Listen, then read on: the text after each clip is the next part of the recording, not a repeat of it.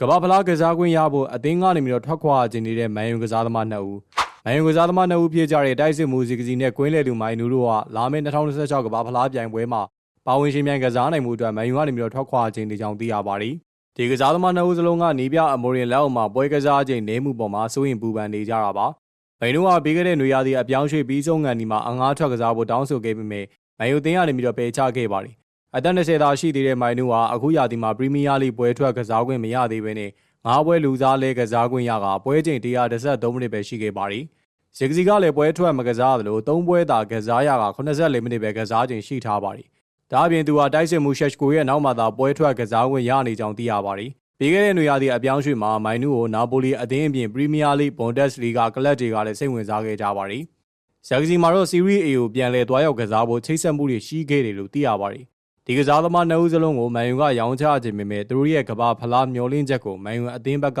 တားဆီးနိုင်မှုမရှိကြောင်းသိရပါတယ်။